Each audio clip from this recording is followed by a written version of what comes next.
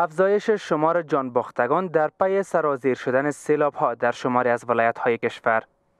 بر بنیاد تازه‌ترین آمار اعلام شده، تاکنون 57 تن جان باخته و 72 تن دیگر زخم برداشته است.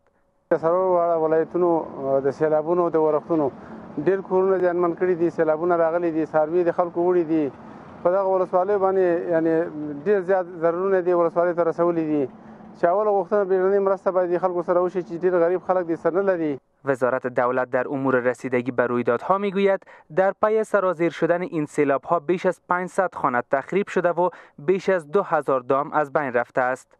هغه په قندهار، زابل، غزنی، میدان وردګ، پکتیا، پکتیکا، پروان د ولایتونو کې او روزګان د ولایتونو کې سیلابونه راغلل چې ځان سره ځاني او مالی تلفات درلودل چې د لومړنۍ معلوماتو په اساس زموږ 50 هیوادوال په شهادت رسیدلی دي او د 2 څخه زیات زموږ هیوادوال زخمیان شوي دي.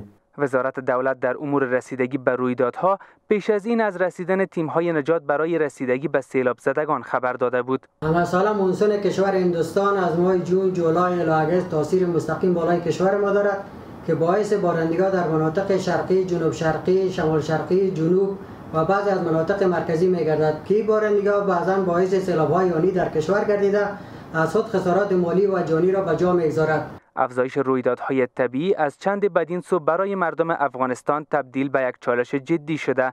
حال دیده شود دولت برای جلوگیری از افزایش آمار تلفات چه برنامه‌های روی دست دارد.